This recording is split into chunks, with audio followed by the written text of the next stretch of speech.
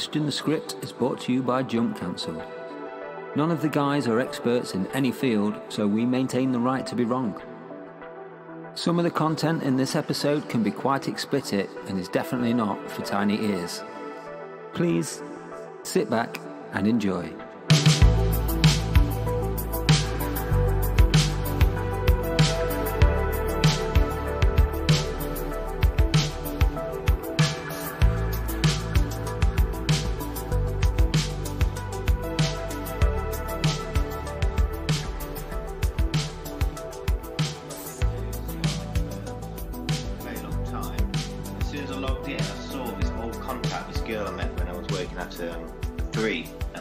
Training down Milton Keynes or something like that. I spoke to her a few times.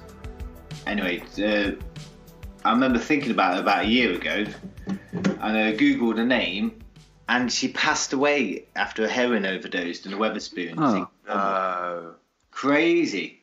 And I've just seen her name pop up on my Skype like some sort of ghost. Really weird. That's messed up, mate. Yeah, really, really weird. A very pretty girl as well. Heroin, yeah, flipping out, man. I know. Right, it's in a proper news story on the local papers down in Falmouth or something like that. Yeah, massive shame. Very nice girl. Yeah. Well, yeah, name just popped up on my old conversations from about 9 years ago. Mental. Yeah. Right. Okay. That really sucks. It does, yeah. It's a dreadful thing to happen. Very shocked when I got that result. You didn't press the call button by accident, did you? No. I didn't expect to even find anything on Google, least of all. Yeah. Passed away in a toilet in Wetherspoons. In the toilet as well. It's never good, is it? She's like literally jacked up in the toilets. That's mental. She obviously was dealing with a lot of stuff. Yeah, clearly. Anyway,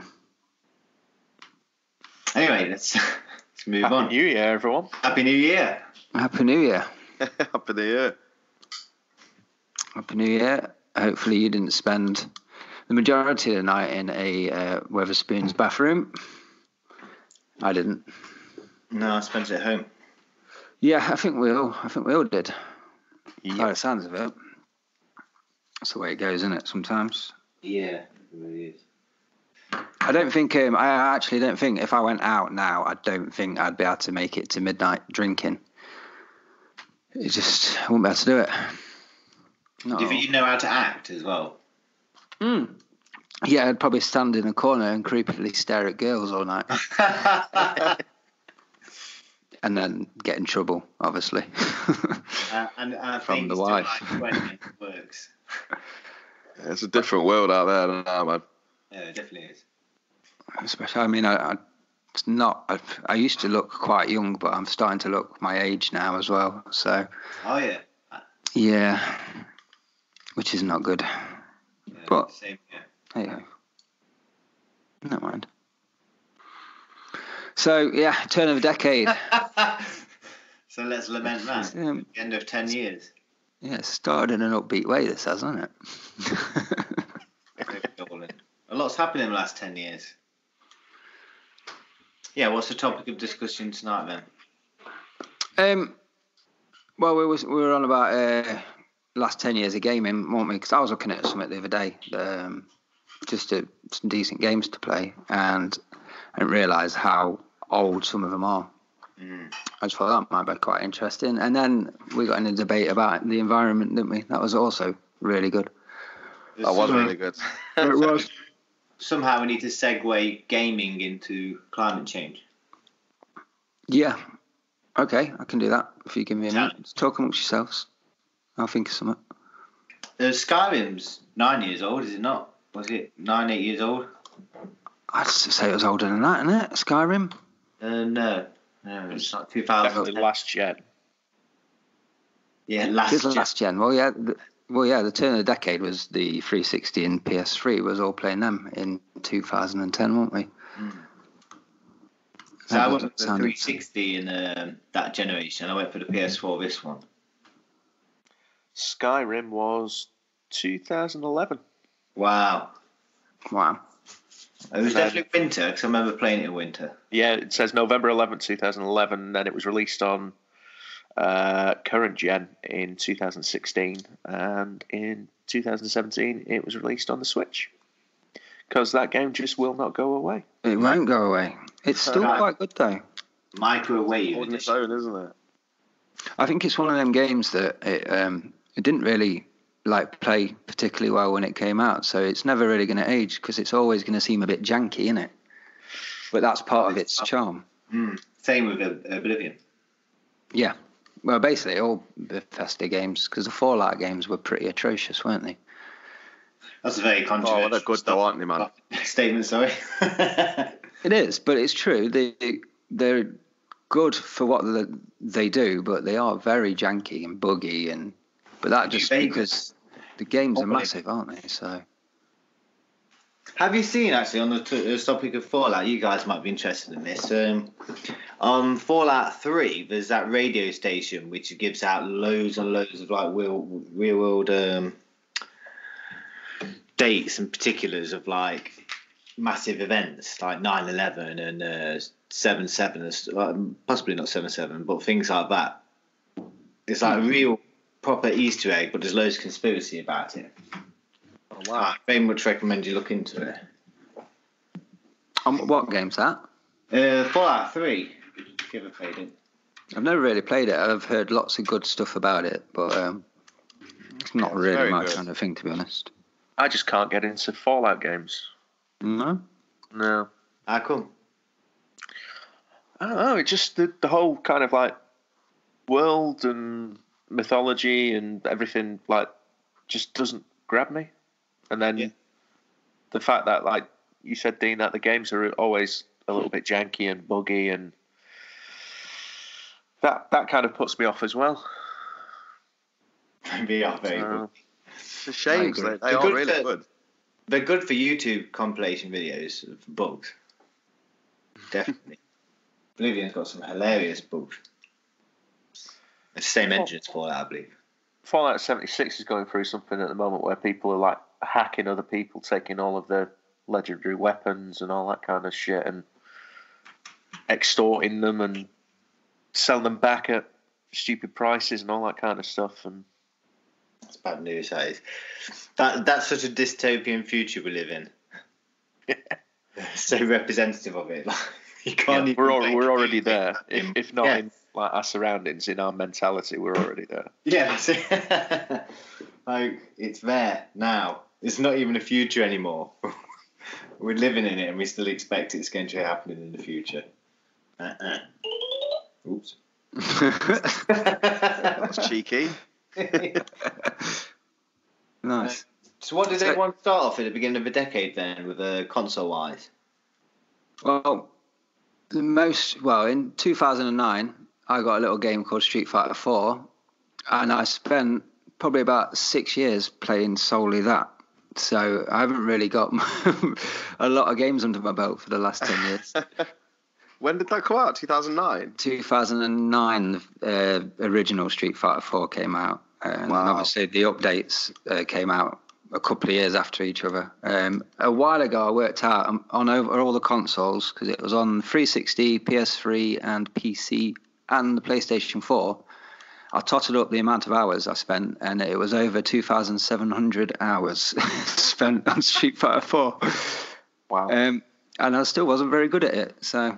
Yeah, you did get good. Don't undersell yourself too much. You did get frustrating, especially with Road. But yeah, I spent the majority of the beginning of the decade nearly playing 6 months, Dean. That is. Yes. Continuous play. That's crazy. Yeah, that's what I did at the start of the decade. I don't have much else to add to that, unfortunately.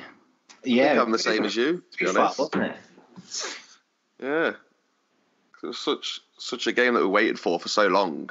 Mm. I mean, they actually got it right. But Street Fighter 5, bad news.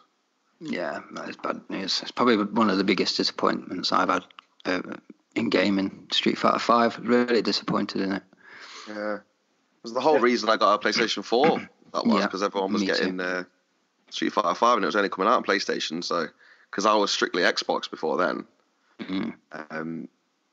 So yeah, but I'm strictly PlayStation now. So strictly PlayStation. That's not even just a disappointment of a decade, is it? That is a lifetime disappointment. Street Fighter 5. Yeah, the fact that it's hanging on as well, which means they won't make a new one at any time soon. Yeah, bad news. They're only playing it for money. Yeah, I know. But it means I have to play different games, and I don't particularly like any of the games. It's really disappointing.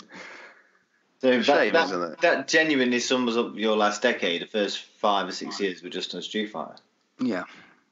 Gaming. Yeah, I'm just going through a list of the best games of the last decade at the minute, and I'm not spotting anything that I like particularly, but I know you guys will. But like what? Well, do you want me to reel some off? Hang on, let me scroll back to the beginning. So in 2010, I'll try and pick some that I've heard of. Civ 5, Call of Duty Black Ops. What, 5? Civilization 5. That was quite a big game. I heard a lot of people talking about that. Not your kind of thing, no? No, I've never played. No, all right. Fallout New Vegas. I've already mentioned that. Yeah, man. I had a slice of that bad boy. Yeah, that is good, isn't it? Did you have a big slice? It was a big slice, mate. Big part of my life. Wow. Yeah, it was good. Mass Effect 2. That's a kind of game I want to play, but I can never be asked to go through all the dialogue to play it. Has anyone here played Mass Effect? I played all of them. I'd say, yeah, second one's the best out of the 3. By the time it got to the third one, EA kind of had the claws into it, and it wasn't quite feeling the same as what the other 2 were. Well said. Yeah, I've played all 3 of them as well, and I felt exactly the same. 2 was as perfect as that kind of game could have been at the time. It really was. But I think they're worth playing through, and I think because of the graphic style, all that close-up, high-res textures, it might not look too bad today either. But yeah, the third was disappointing. It's quite interesting. I played the second one first, and then went back to the first one. Then, by the time I finished the first one, I played the third one because that had just been released. And the graphics kind of like, they're a little bit primitive, especially now, like, more years on. But I think the story for the first 2 was good enough just to pull you through kind of thing anyway. So... You know what? I'm really tempted just to Google Mass Effect 1 now and have it ruined. I remember it looking really good at the time. I went straight in at 3. I did Mass Effect 3, and I couldn't get on with it. It was just too much, man. Like too many worlds, dialogue, and so it's funny you say that 3 was the worst of the bunch because that's kind of my starting point from it. And I wasn't. 3 they went more action with it. They tried to kind of keep it Mass Effect, but Gears of War was popular at the time, so they tried increasing kind of like over-the-shoulder shooting and the cover-based system and all that kind of stuff. And so I thought the fighting system was good. Yeah, but it just didn't feel like Mass Effect. So Gears of Mass. And they had to change the ending as well for Mass Effect 3 because people were unhappy with it. So I think like 2 or 3 months afterwards, they sent a patch out changing the ending because people weren't happy with the original ending. That's so bad. Version or not? And did you try Andromeda? Well, I played half an hour of it and I was like, this is shit. Yeah, same. I got it. I waited until it went on to Game Pass or the Vault on EA Access and downloaded it. Yeah, and I was sorry I did. That was bad. That was really, really bad. No, end it now. Just pretend it doesn't exist. Again, EA just getting the claws into that franchise and just fucking it up for everyone. See, I've got a personal experience of EA because I worked for a software company when I was younger, and they were producing one of our games. So we did one. I worked for one with Fox Interactive and one for Electronic Arts. And to see firsthand, and this would have been in 2003, and just to witness what they did firsthand and how they manipulated the devs and what they said could go, what couldn't go, and how they made everything not even streamlined but just dumbed down. So they had an excellent start to this James Bond game we were working on, and EA would just say, take that out, it's too complicated, you need a tutorial, etc., etc. And yeah, that was a peek into the future there, which we do just rip the guts out of almost any franchise we take over. Yeah, I mean they've done it with the Star Wars franchise. I mean they've paid however much to get the license for Star Wars, and they haven't really done anything with it. And what was that other one? Dead Space. Oh yeah. They gutted Dead Space as well. By the time that one came to the third, I had no interest in the third one whatsoever. My lord, I don't even want to talk about the third one. The first one was Dead Space. Fantastic. Great game. 2 was still good, and I think they managed to get a bit more interesting environments. But 3 just wasn't. It had no atmosphere. It wasn't scary. It was just. I didn't bother finishing it. I got a few other games to play at the time. I can't remember which one I played. I clocked one of them. It must have been 3. No, I'm sure you did one, Stan. Was it 1? Because you couldn't. I remember you saying it was scary. Yeah, but I can't remember which one it was. But I know I went all the way through it. I was quite happy with it. Quite good. I'm sure it is one. I'm sure it must have been 1 then. That was great. So what's the latest Dead Space? Is it 3? Is that the most recent one? Yeah, I think that killed off the franchise. Yeah, I did one on PlayStation Now, which is like the streaming one, and I wasn't impressed with that. So that would have been the latest one. So I can only assume that was 3. So yeah, it must have been the first one then that I enjoyed. Yeah, it must have been because you enjoyed it. Mm. We wouldn't be having this conversation if it was the third one. Very disappointing. Never again. Much like having sex with me. So yeah, but a lot of always best not to remember it. A lot of great games from the 2000s kind of ended with a bit of a limp in the start of this decade, I guess. Then Mass Effect 3, Dead Space 3. I'm pretty sure Crysis 3 was pretty disappointing as well. Yeah. Was the first couple of Crysis any good? Because as far as I'm aware, they were literally just to test your graphics card on because they looked awesome. Were they any good? Crysis 1 was like set in North Korea. I mean, I for a laugh about a month ago, I got it from EA Access and then did a quick mod to Crysis 1. And everything but the NPCs, it still looks like one of the best games out there today, if you get the right mods. But the gameplay itself, it's just fun. I mean, at the time, it's groundbreaking. You shoot down trees and stuff and lead AI into different places. And there's different ways of killing people. But it's not like the best game ever. But it's worth a play. I mean, 2, I just enjoyed it as a mindless shooter, which looked really nice. I didn't play the first 2. I played the third one when it came to console. What do you think? I didn't get what the hype was about. It felt like a clone of it wanted to be modern, like a Modern Warfare, like a Call of Duty, and it just, I don't know, it didn't really set my world on fire. It's got nothing like trade it in. Well, in the first one, you could destroy the trees and palm trees and get to fall onto bad guys, for example, and the physics were set as such that they actually, if you fired in a certain direction, you could learn how to like knock the trees down in places you wanted, and they could land on buildings or tanks, etc. Yeah. All that kind of ingenuity was gone. I think, was it EA who got that as well? I think so. Check that. Yeah, they're destroying everything, aren't they?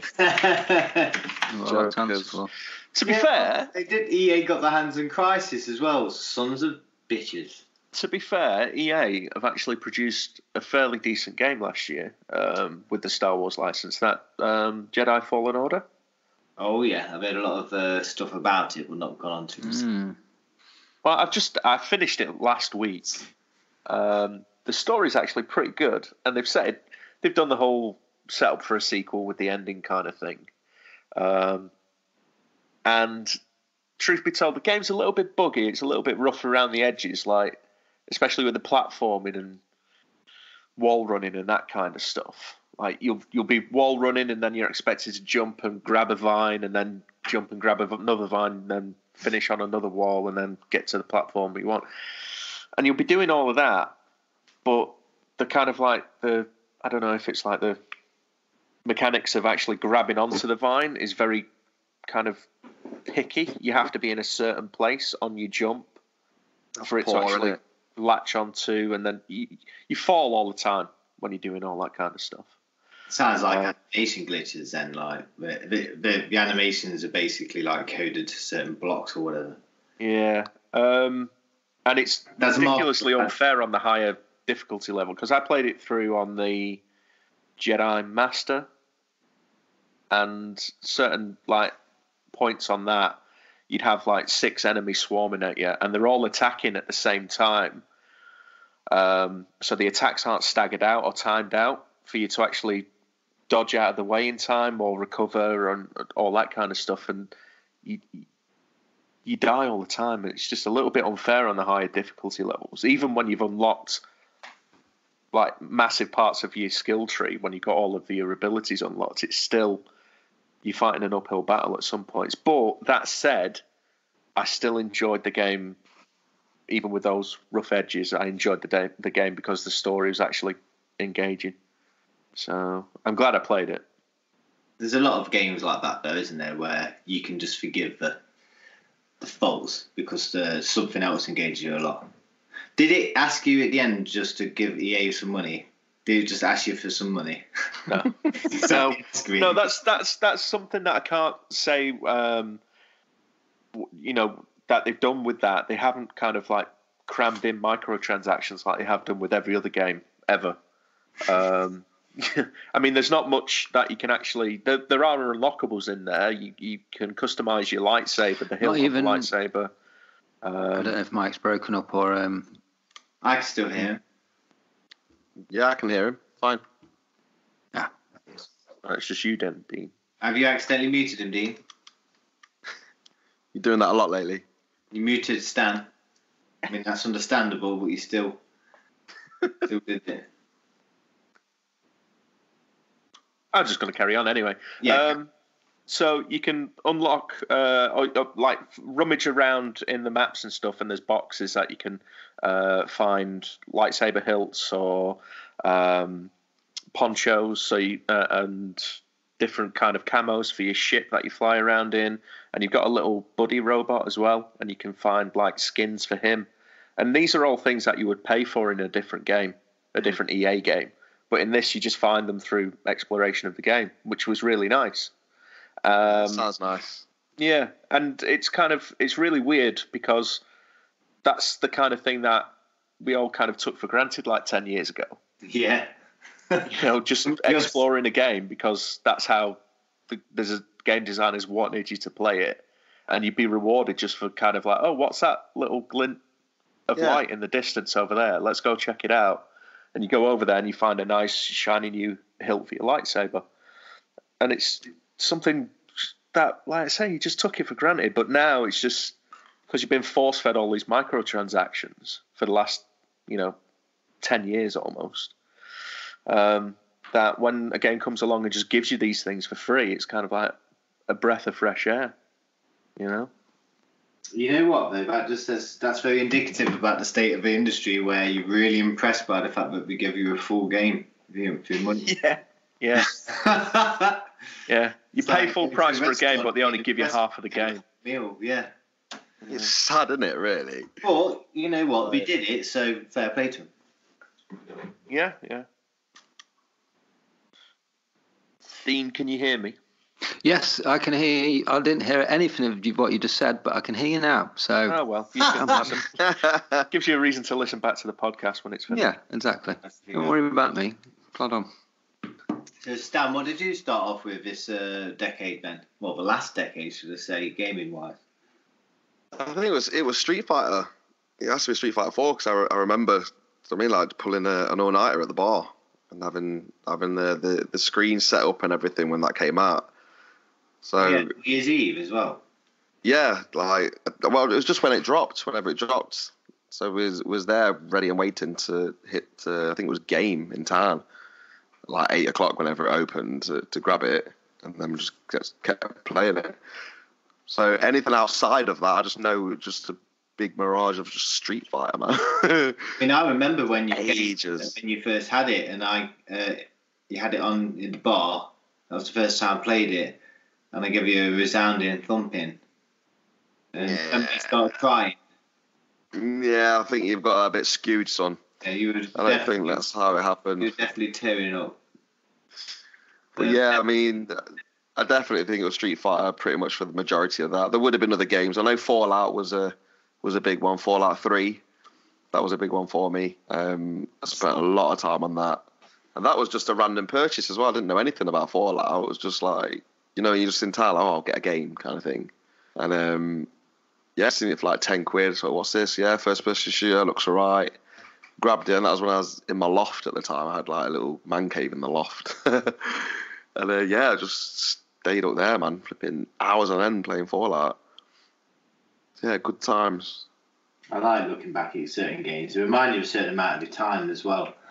A certain time of your life when, I don't know, just things, you may have been like quite boring just playing in the game, but you look back and you're like, actually, that was really cool. Yeah. Yeah. Yeah. I've definitely got it with my first playthrough of Skyrim. Because you guys were all into Street Fighter at the beginning, and I got burnt out because I played Alpha 3 too much in a decade. Yeah.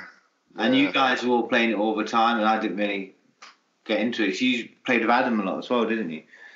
Mm. Yeah, he played with us quite a lot. He was really good. He was like stupidly good.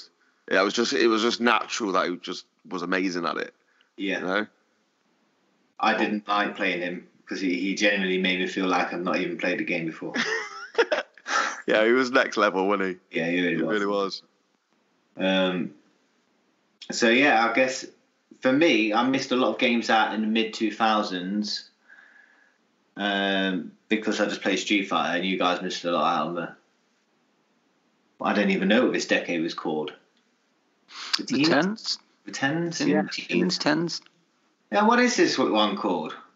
Because we're in the 20s now, which is odd, given that we had a 20s, but we're now. Yeah, it's weird. You think people born in the 20s like are well old and like it's proper olden times, like, but obviously now we're in the 20s, and obviously people in the future will be like, oh, people were born in like 2020. Do you know what I mean? It's weird, man. Wonder if we're going to have a prohibition in these 20s.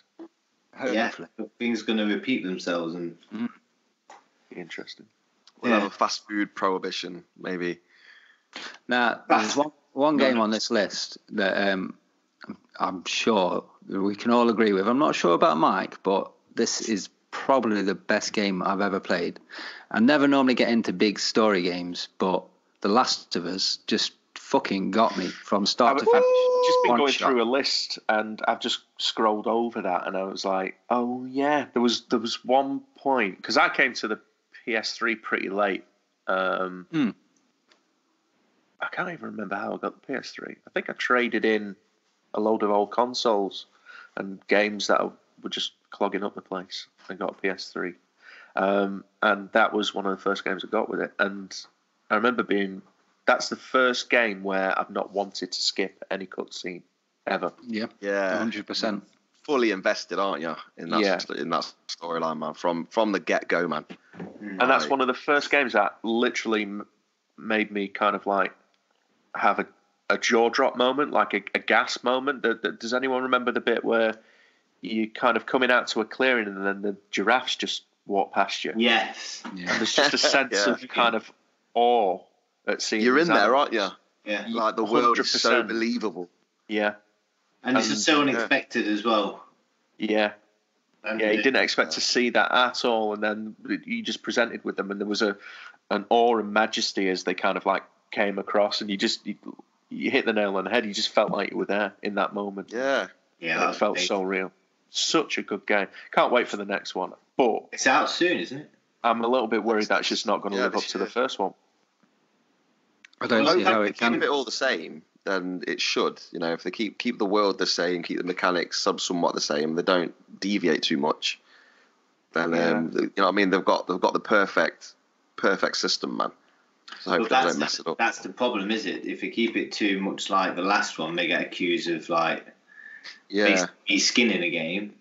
But if you go too far ahead, then we get accused of ruining the series. So yeah, it's going to be tough to follow up something like that. But that's the tricky thing about a second game like that, where on the first go round, if you've had that emotional connection to the game itself, is that necessarily going to translate into the second game?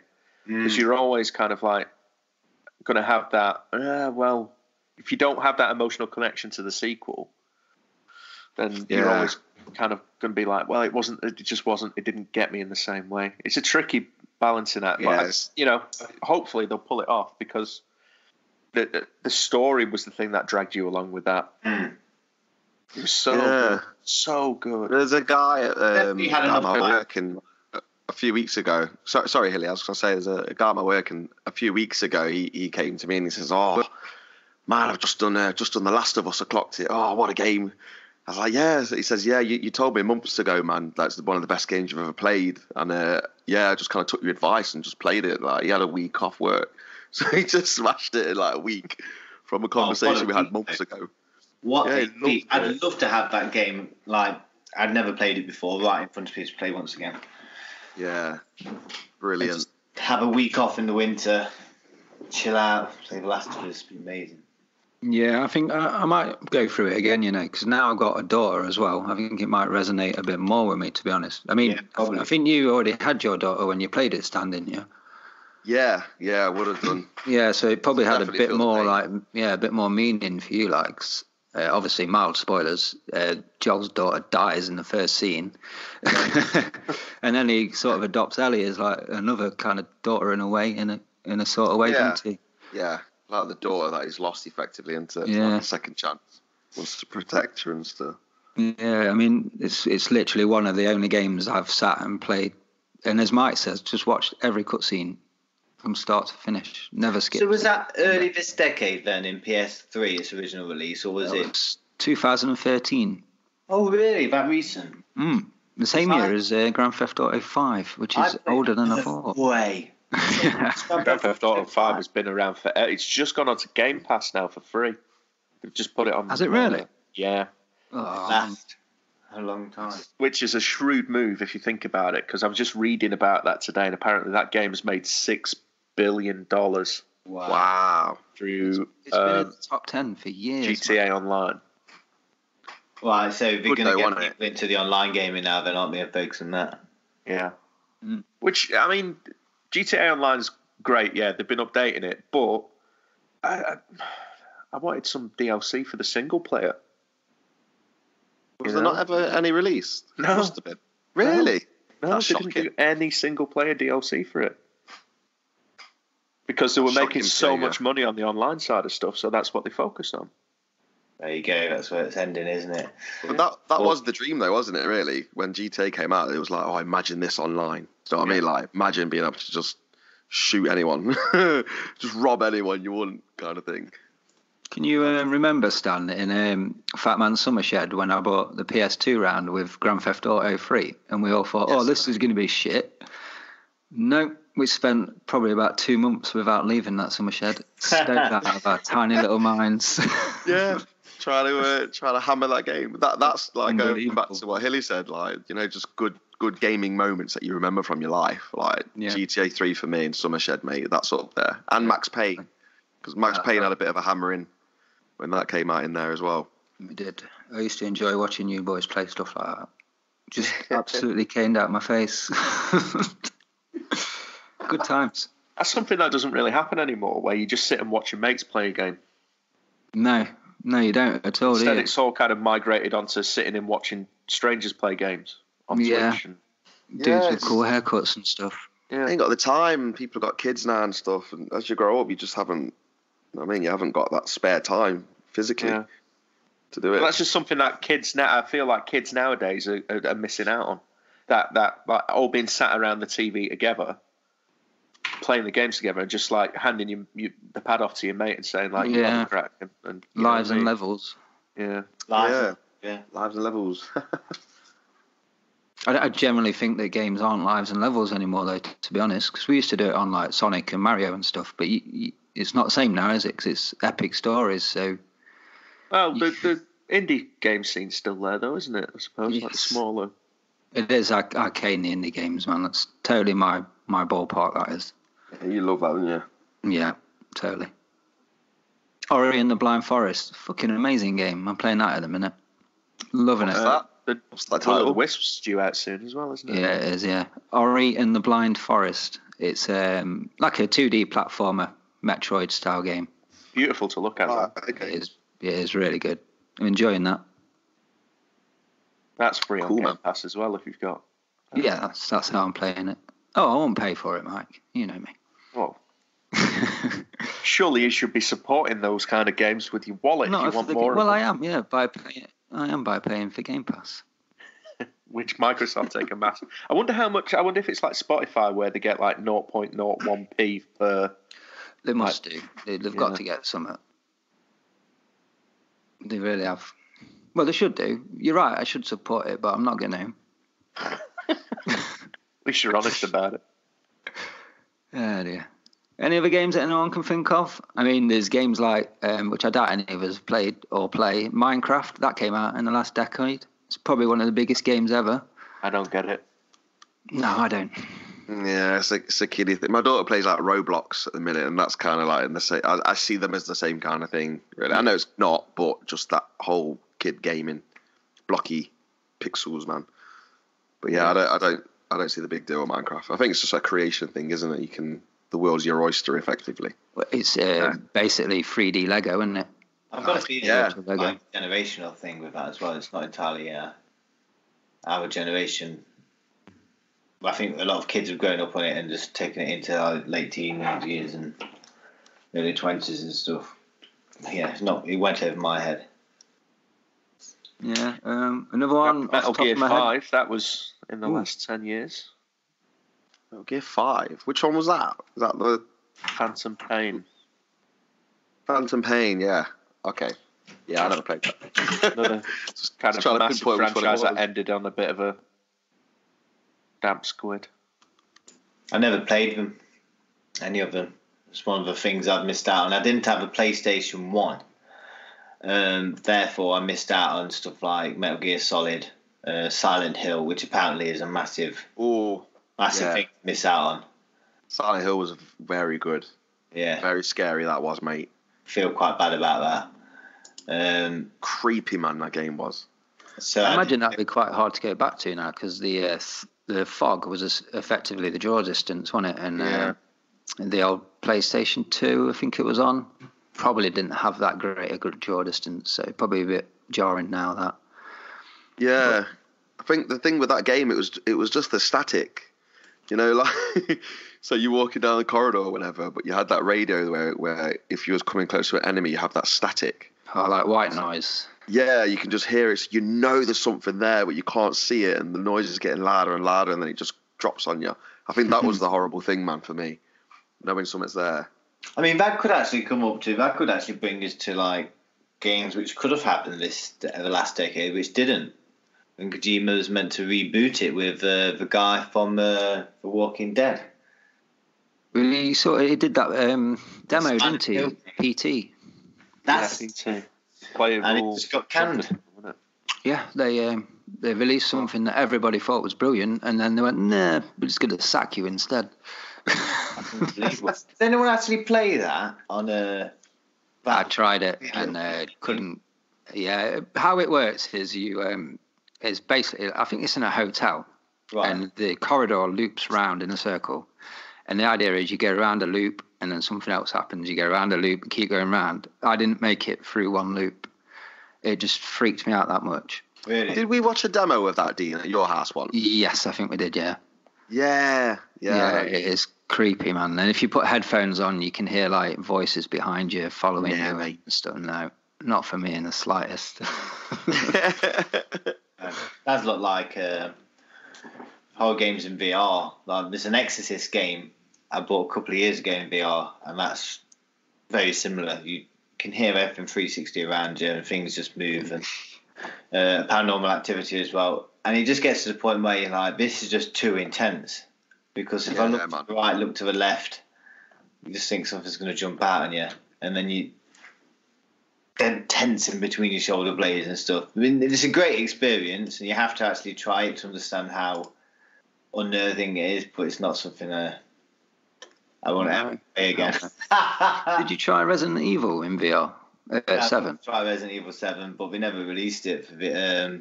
is that PlayStation only? Yeah. Oh, right, okay. Reason to play PlayStation VR, apart from... I mean, I tend to play Skyrim, and that's it on VR now. But that's because pretty much that's my dream come true. Look, I just walk around. I don't even do missions sometimes. I spend an hour in there just checking out the scenery and talking to people. Do some hunting. Yeah. Okay. Well, that world was taken away from me. So I can't do it myself, can I? Well, that's true. I can only do it virtually. Virtually. Yeah, I mean, I'm scrolling through this list. I can't find anything that particularly stands out to me. The Witcher 3. Witcher 3. I was just going to say that. The most Marmite game ever. I'm going to get a beer while you talk about this. Phenomenal. But I've recommended it to so many people who have just gone, I'll try it, and then messaged me back with a kind of shrug. I don't see what the fuss is. So I'm guessing that's just one of those kind of games. I think it's one of those where you have to really kind of like give it a good few hours before you get into it. Because there's just so much in there. Yeah. There's a if you just throw it on for a couple of hours, you're not really getting anything out of it. Yeah. You have to really plough through. So what title is this? The Witcher 3. Oh, Witcher 3, okay. Yeah, I did try that. But it was too witchy. Too witchy for me, mate. I recommended it to my mate, and I said, how are you getting on with it? He said, I didn't like the camera, so I turned it off after an hour. I was like, what? He's like, the camera made me feel ill. I was like, oh, really? Goodness. I don't know. Yeah, I think I tried it expecting it not to be what I knew it was. And I lasted about an hour, and then, I couldn't do it, man. You do know, Stan, it isn't actually about witches. There's a lot of symbolism in there. I just looked at it and thought, nah, I'm out. That's based on old Slavic pre-Christian paganism. We're not talking about the kind of dark occultism you don't like. Yeah, but still, mate. They weren't purposely going against what you consider to be God in that era. They still believed in God. I've seen it all. That's all I know. I played it with every intent of getting deep, and I just couldn't. So I'm just saying, it's good. Play it. Apparently now Netflix showed that there's more people playing it now than what there was when it launched. Is there? Yeah. Good. Yeah. Again, another game that's been put on Game Pass recently. Yeah. What is Game Pass, if you don't mind me asking? I feel like I'm... It's like Microsoft's own subscription service, like their Netflix for games. Oh, really? Yeah. So I think there's like 200 odd games on there now, and you pay like a monthly fee. Or if you're savvy, you can get like 3-6 monthly blocks. It's like PlayStation Now, like streaming thing. Yeah, but you download them instead of streaming. Yeah. Okay, that's good. So basically, they swap out the games every now and again, but I think they have a good 6 months on there, so you've got time to play them and that. I think it comes down to the individual deals because all their first party games go on their day and date release date, which isn't really saying much because you look at the first party games and they've been pretty shit. Well, I don't know. You say that, Mike. Gears 5 went straight on there. That's but it's not the best Gears. No, I mean it's probably the best one of the exclusive that they put on there. It's still one of their draws, isn't it? Forza Horizon 4 went on there. That's one of their big draws. Halo Master Chief Collection. That's another one of their big draws. Yeah. So if you're a Microsoft fan that you like the Microsoft games, then you'd be stupid not to get Game Pass. That is true, but I feel like you're neglecting mentioning Crackdown. I've never played it, to be fair. Mate, that Crackdown 3 is probably one of the worst games I've ever played. It's so broken. And that was supposed to be one of their flagship kind of releases last year. And Sea of Thieves was such a disappointment as well. Yeah, I heard it. I heard it's updated though now, and you're doing all right. I've got no interest in going back to it because of just how crappy it was when it came out. But basically, when I got my Xbox, I signed up for Game Pass, and I haven't bought a game since. Oh no, sorry, I bought Mortal Kombat 11 just for a fighting game, but I haven't bought anything since. I'm just playing them games. It's brilliant, really good. Yeah, it's available on PC as well, Hilly. So that's what I was thinking. I'm going to look into it. They're on about doing selection isn't great on PC at the moment, but it is getting better. They're also on about doing something called xCloud, which will, if you sign up to it, it'll allow you to play all the games on anything, like your tablet, apparently Switch, your Nintendo Switch. So that's going to be good in the future. Limited access to 100 high-quality PC games on Windows 10. Halo, Age of Empires 2. Oh, that's cool. I've got it though. Dishonored, Dead by Daylight. I'm going to have a look into this. Kingdom Come Deliverance. Fantastic game. No, it was terrible. Yeah, but... and again, Dean, it just means I can walk around in old Europe, in the hills, and just do some basic stuff. Assassin's Creed. I think we need to speak about Assassin's Creed if talking about this decade. Has anyone ever got into it? Nope. Not really, no. I've played the first couple for about an hour each, maybe. I enjoyed running around, stabbing people and climbing walls. But what about an Assassin's Creed? Yeah, I played a few of them. I got pretty invested. But, I mean, overall, really good games, but they're just too repetitive. You know, it's like climb here, reveal a bit of the map. Yeah. Go find this person. You're just repeating, you know, and it's a shame, really, because it's got so much potential. That's why I had hopes for all the same. Black Flag when that came out, because I thought, oh, this might be a little bit different. A bit of naval warfare pirates. In there. Yeah. And it kind of kept my interest for longer than what the previous ones did, but I still kind of just got fatigued with it. I was like, I can't bother with this anymore. That was very still repetitive. My experience with Shadow of Mordor. Yeah. Like, so much potential, and it was the most repetitive game I've ever played. Yeah. Well, I still finished it to completion, but what a stupid, retarded thing to say. But I think they're both on Game Pass. You what, sorry? I think both of those are on Game Pass. Are they? Yeah. I don't know if Shadow of War was any better. Bear with Dead Rising. Oh, it is, yeah. Shadow of War in perpetuity. Oh, Metro Exodus is on Game Pass. I enjoyed it. I think all of the Metros are on Game Pass. All of them, yeah. I'll be it. Forza is on Game Pass. I've got a steering wheel that I could use for that. This ain't too bad. Wolfenstein 2. It's really good, really. Wolfenstein's really... I enjoyed that. I didn't expect to, but I did, because I've never really got into Wolfenstein games. And then I played the second one, and then I went out and bought the first one off that and played through on that. All right. But I would say skip Youngblood because it's not very good. Okay, I'll take that advice. Yeah. I've never played them either, but I've been looking for the game franchises to look at since I've spent this year basically finishing all those irritating games I've always wanted to finish. And I start looking at stuff I've ignored. This is all right. How much is it then? Like £10 a month or something?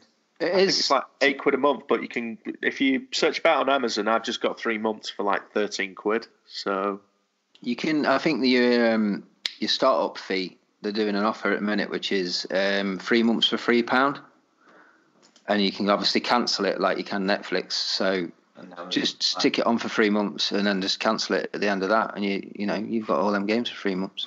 Yeah, I might do. I'll do it when I know I've got time to play them. Doom's on there as well. I really enjoyed Doom. Doom 2016. Yeah, I was a bit bummed out because Doom Eternal was supposed to be out in November, but they delayed it to March, I think. So I've heard it's very good. It's on my list to play because apparently it's a new game, but it's a lot like the old ones, and I love the original Doom. Well, that's why I liked the 2016 Doom, because it obviously it's first-person shooter, but in a world where like every first-person shooter wants to be Call of Duty, and don't get me wrong, I do enjoy Call of Duty games. I am one of those lowbrow heathens, but when Doom came out, it just felt like a breath of fresh air because there's no reloads for your ammo. You just pick up ammo as nice. You would with health and ammo are just pickups. So you just run over them and your gun's automatically reloaded. So you can just get on with shooting people. And they brought in hammer in it, isn't it? Yeah, brought in like executions, kind of like with a melee kill, you can go in and execute people. Just something different. And then they had the verticality that is kind of missing from a lot of first-person shooters on the consoles, especially because they don't really feel like arena shooters, Halo aside. But I've never really been a fan of Halo, so. I want them to remake Quake. I do. I was big into Quake 3 when that came out. Well, in fact, for years afterwards. You were, weren't you? Yeah, I played that a lot. Like when I lived with Hilly, that's literally all I did. I just played Quake. I wasn't even working at the time. Yeah, you're way beyond that. Well, what I did, I got a USB Wi-Fi receiver, and I put it inside a Pringles can and put it on a tripod and stole next door's internet and sat there playing Quake for about 12 hours a day. You crook. It was fucking brilliant. That was awesome time. Did anyone play Titanfall 2? No, I've played the first one and really enjoyed it. Well, the second one's got a campaign. And it's probably one of my favourite first-person shooter campaigns that I've played. Yeah? Yeah, I got that on PlayStation, one of the monthly games last month. So I've got that ready to install. It's really good. You're giving it away? Is it good, yeah? Yeah, I really enjoyed it. I mean, I liked Titanfall 1, which was an Xbox exclusive at the time, but that was just multiplayer only.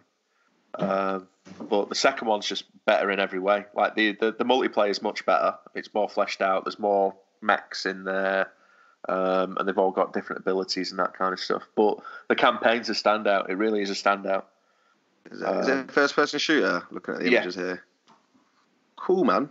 I thought it was like inside a robot or something, judging by the cover. I didn't actually look into it. So you play as a pilot, so you're the guy, and you can run around as the pilot, and then every so often you can call in your mech. It's on like a cool... You've got it until it gets destroyed, basically. But it'll count down. A new mech will be able to be shot in from orbit kind of thing. You hop into that, and then you're inside the mech, running around. That's cool, man. It's still first person inside the mech, but you've got the heads-up display, and obviously you're shooting the guns that are on the mech. And then when the mech gets destroyed, you can kind of pull your ejector seat, jump back out, and run around as the pilot. Carry on. So you got a bit of versatility there, a bit of variety. Yeah. But there's wall running in there as well, double jumping. So there's there's a lot of kind of like agility involved in that one. So this Xbox Packs is brilliant. Sorry, I just realised you're not in the room and can see what I'm doing. This is great. Sorry, I wasn't sure what you're talking about. I just looked at the games in there. This is brilliant. It's got Hearts of Iron 4 on it as well. And all the Gears of War games, which I've never played. Thank you. I'm going to do this in the next few months. Anyway, we've lost Hilly down an Xbox hole. You have? You just sent me down the games I want to play. I want to try that Blair Witch game as well. Oh, God. I've heard that's pretty good. I'd like to see a Blair Witch. The Blair Witch game. Yeah. How would that work? Download it and find out. Well, I could do. I'm probably not going to, but yeah, I like the film. The film was good. A lot of people a lot of my mates slated it at times, but I think they were just trying to be like bravado and macho about it. Yeah, it freaked me the fuck out, to be honest. Yeah. Because I obviously knew it wasn't real, but I bought all that found lost tape thing. Thought it was brilliant. I sat and watched it in the cinema on my fucking own. That's probably was even scarier. Well, to be fair, I had it on pirate DVD, so it was even sketchier looking at pirate VHS. So it was even sketchier looking than the original. But yeah, it was good. I enjoyed that. So yeah, I might download that actually, Mike. Next game I'm going to play. Did anyone play God of War? No, I've got a PlayStation. Which one? The latest one. The big one. Literally playing that now. That's why I bought the PS4, just for that game. And then as I'm on it now. Spider-Man came out, and that's good. Such a good game as well. How about Batman? Spider-Man, yeah. Oh yeah, Batman. That's a good point. That's like one of my top 5 games. That is. I think it's amazing, man. Which one? Dark Knight. PS4. Which one is that one? Is that the last one of the trilogy? That's like the one that got Arkham released for Asylum, PS4. then there's Arkham City, then there was Arkham Knight. Yeah. Now, there was one I played. I can't remember which one it was, but I was really enjoying it until the point where it got. I had to grapple the Batmobile up a wall, on top of a building. That's awesome. I was like, what the fuck's going on here? He's got a fucking. He flies around in a bat plane. Why aren't I using that? Why am I grappling up a fucking wall in a Batmobile? Limited man. Bruce is limited. Game. Jeez, honestly. But yeah, I was really enjoying it until that, and I had to do like some platforming levels in the Batmobile. It really put me off. That was like the negative reviews that it got. Is there was too much Batmobile. Yeah. It really irritated me, but the actual bits when you was just Batman in that game were great. City was brilliant as well, I think. I think out of all of them, my favourite is Arkham Asylum. Just because it felt more focused on the story and kind of like... City was good. Like when he opened it up into the city, it was kind of like, oh, I've got more places to explore now and I can go to Crime Alley and I can see where my parents were killed and all that kind of stuff. And there was a lot more Easter eggs and all that kind of stuff. But I think just as a story, being a fan of like Batman in the comics and the films and stuff like that, I enjoyed the story. It was much more like the linear story lent itself to more of a comic book feel than what the other games did. So I think more intimate as well. What's that? More intimate as well. Yeah.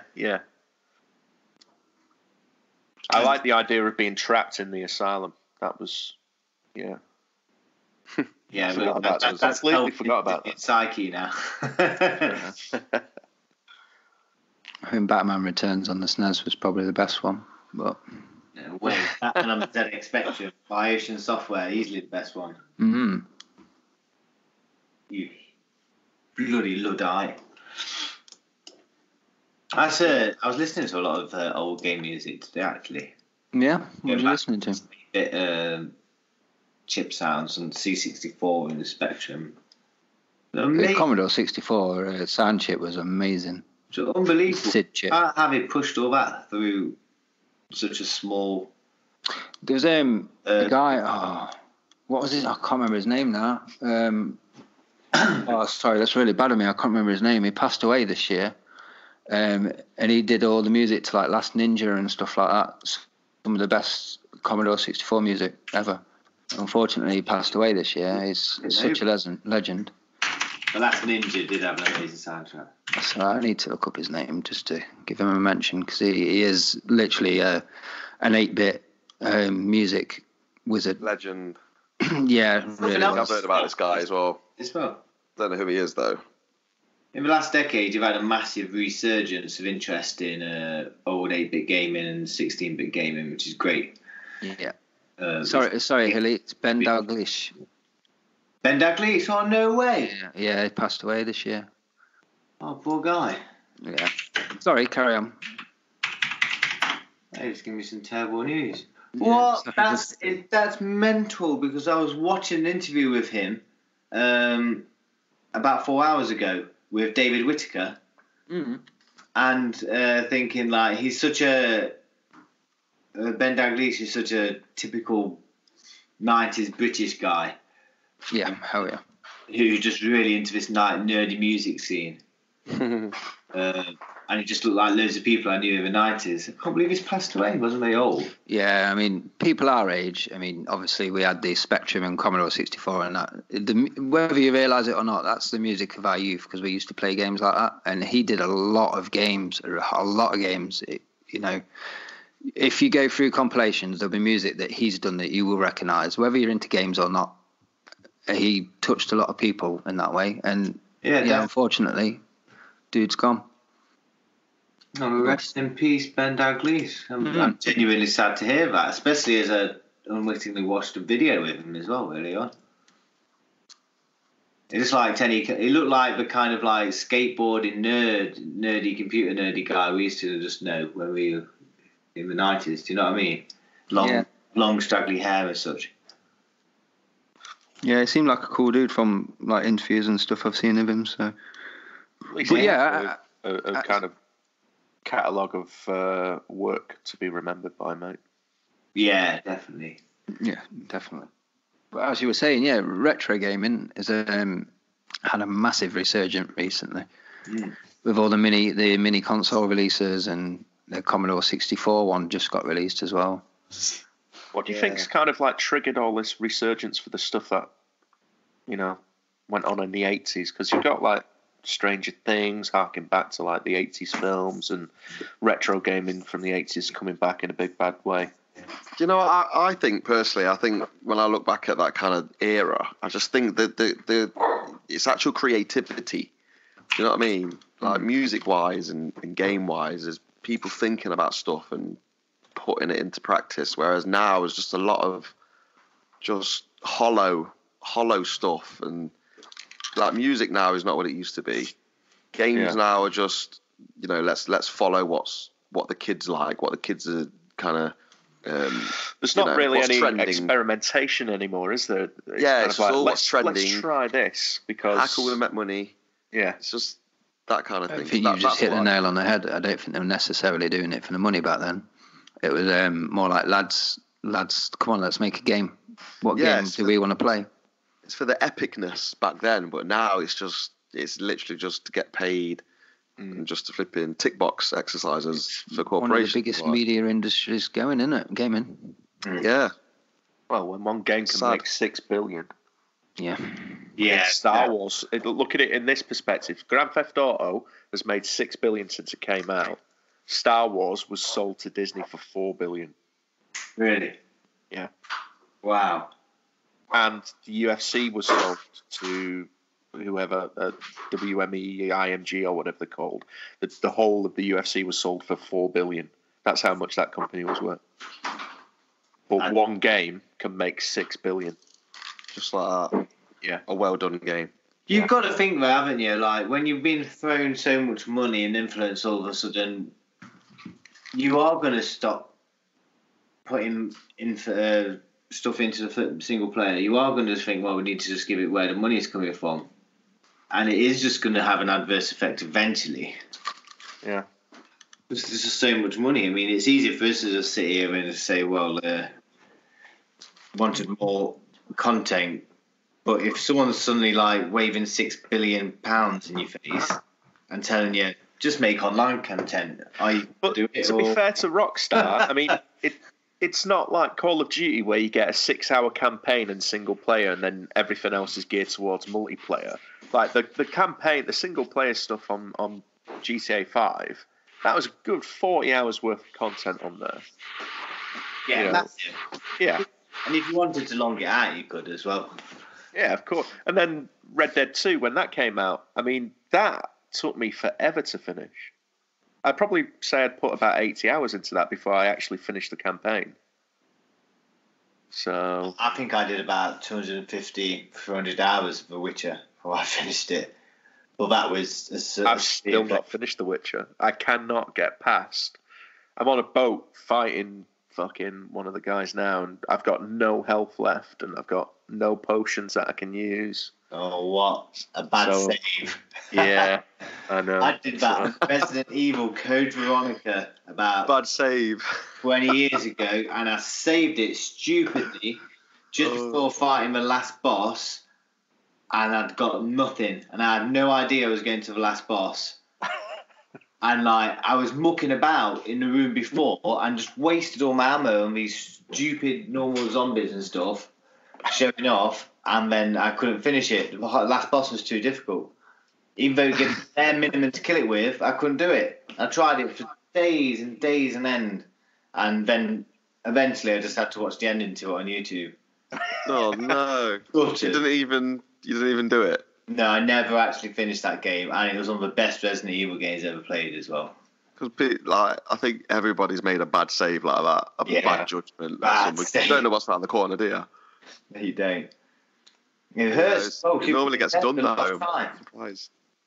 Into something, and you really get involved in the game, and then to just have it like lingering. Bad decision. Yeah, it's bringing back bad memories at it. It's funny when you said a bad save, because I know I've had so many of them, man. You just wish you had some more energy. You just know where you can go. There's just nothing. You got to just face it. Yeah. I think I'll just have to bite the bullet and go back to an earlier save and have to retread through like a couple hours of the game. Sometimes it's auto save, isn't it? It just saves over.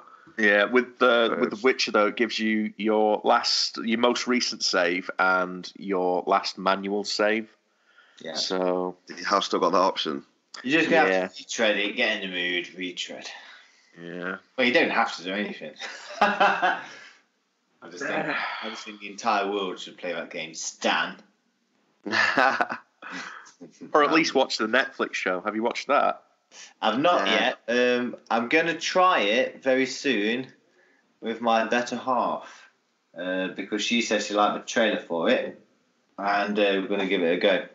It's good. I enjoyed it. It's not as polished as what some people were expecting it to be.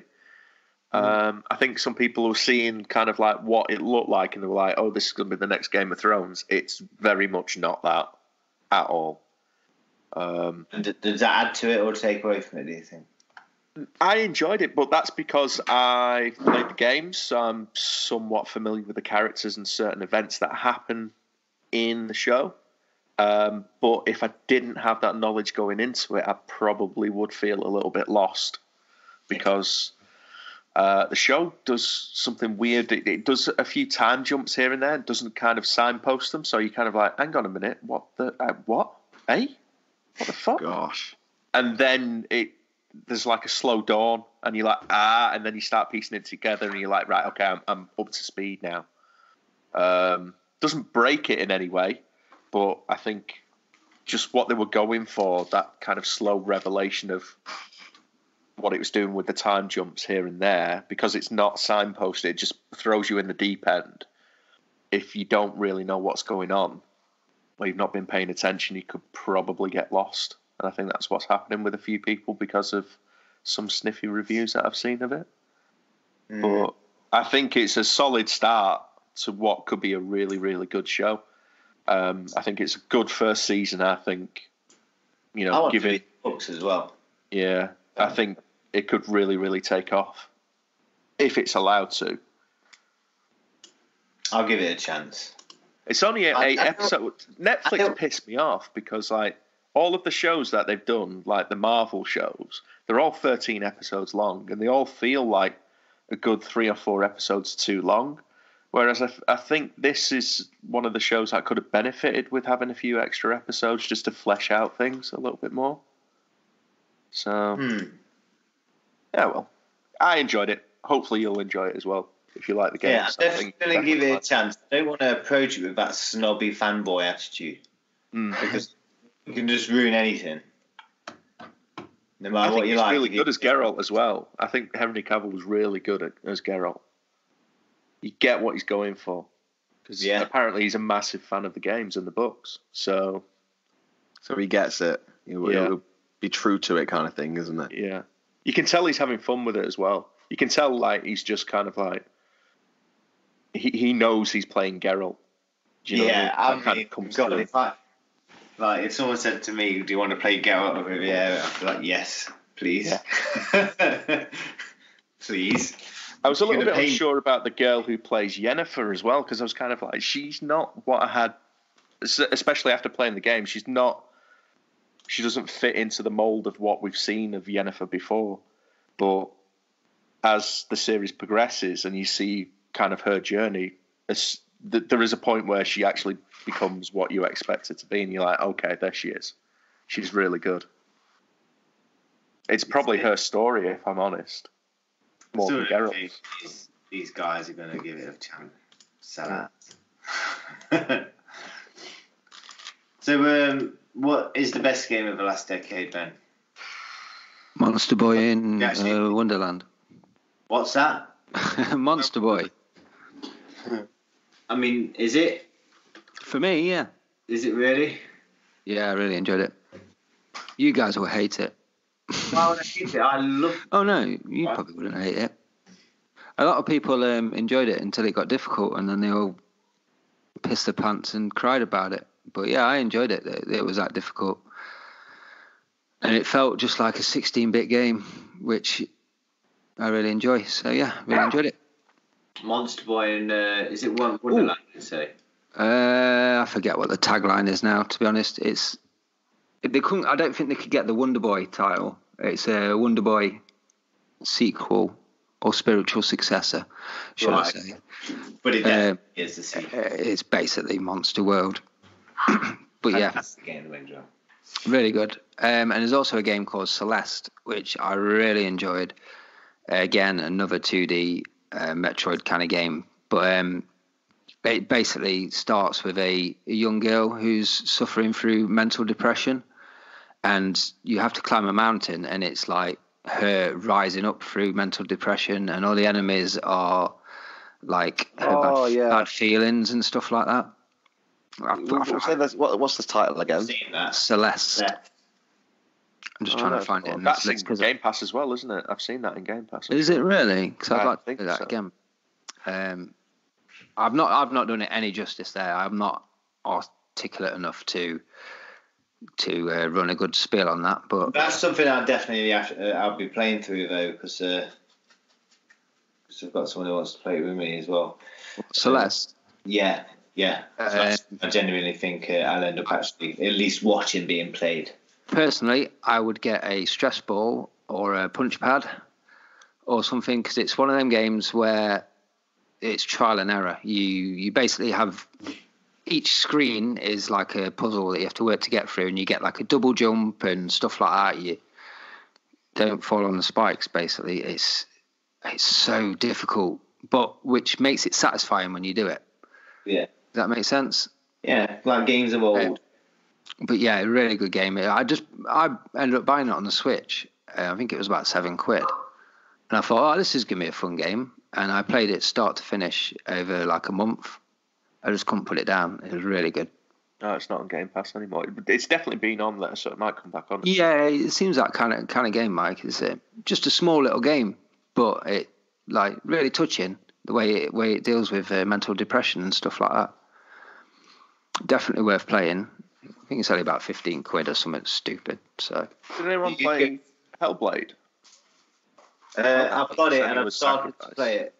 That's what I was thinking of. Hellblade. Yeah, with the woman.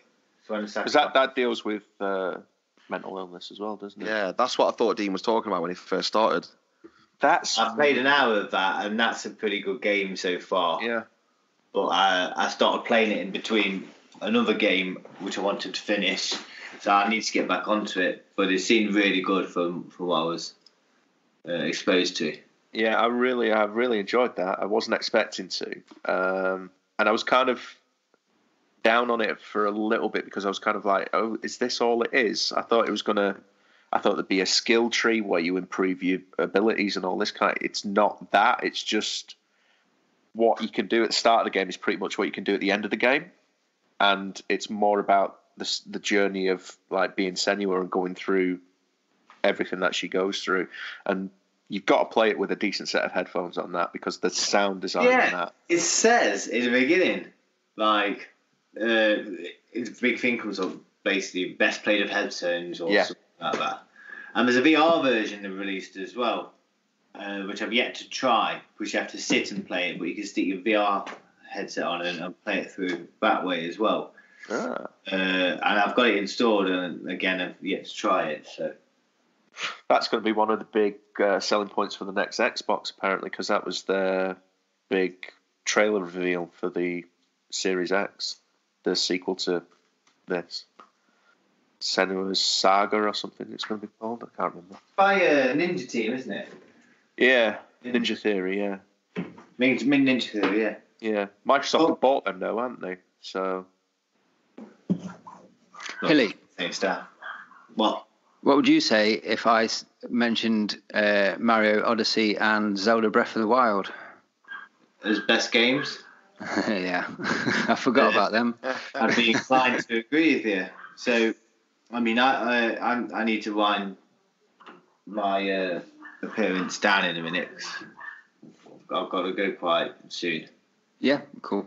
Yeah, rather than abruptly like last time when I was like, right, that's it, I'm done, bye. In the middle of a really good conversation as well. My favourite games of the last decade, I don't know.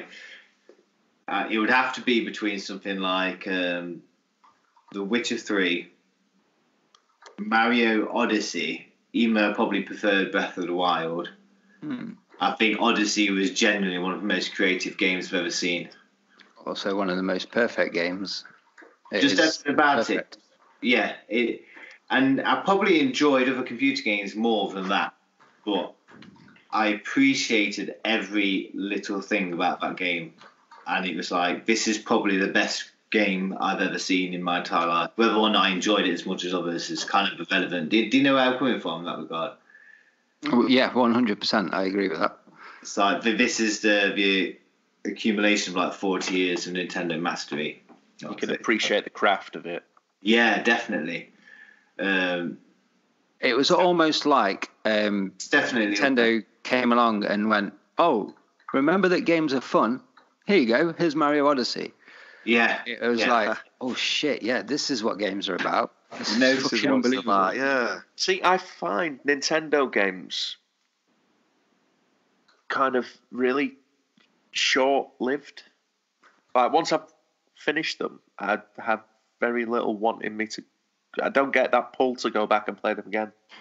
See, I know exactly what you mean in regards to that, but that's what I like about Nintendo games, because I'm done with them, and then they're like, not exactly memory hold, they're the opposite memory hold, they're just implanted in a special place in my brain, of which I revisit every so often and think, that was great. But I never think I need to play that again. See, my favourite console that I've ever owned, I would say, is probably the Nintendo GameCube.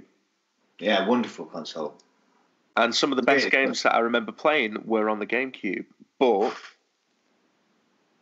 I just feel, I don't know, it's like a meal that doesn't fill you playing Nintendo games. For me personally. So I went out, I got the Switch, I got Mario Odyssey, I got Splatoon 2, I got Breath of the Wild, and... That's it, isn't it? Mario Kart. Mario Kart. Those were the 4 games I got on launch for... Well, not on launch, but when they came out. And I finished Mario, and I finished Zelda, and I played a bit of Mario Kart, and I was like, I'm over Mario Kart now, I think. And Splatoon was kind of hamstrung because of the online capabilities of the Switch at the time when it first came out. And I was like, this isn't really doing anything. And I was like, I'm done with the Switch now. And I don't know if that's a mistake or not, because I know there's lots of great games that have come out since then, but there's just nothing making me want to go out and buy a Nintendo Switch Lite to catch up on those games. Because I know I'm just going to feel empty after playing them. I've not played anything since the games you mentioned, apart from Mario Maker 2, which is brilliant just to dip into.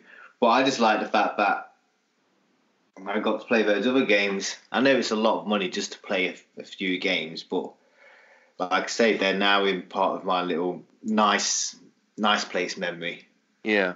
Which I can just go to. I think what I liked about the Switch so much was, as I totally agree with you, Mike, those games are one and done.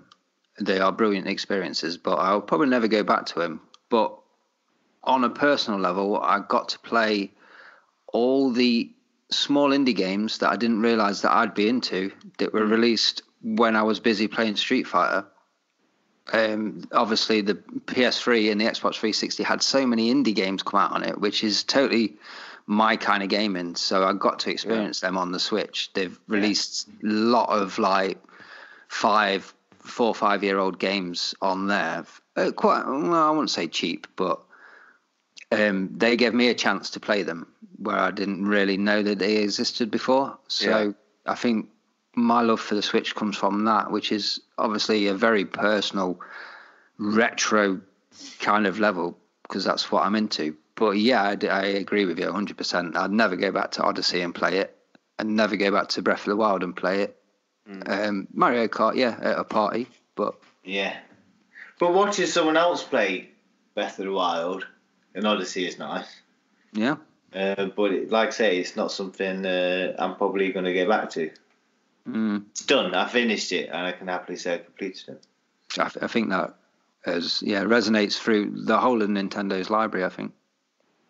But I would say going back to my favourite, because I'm actually don't really think that Odyssey was my favourite.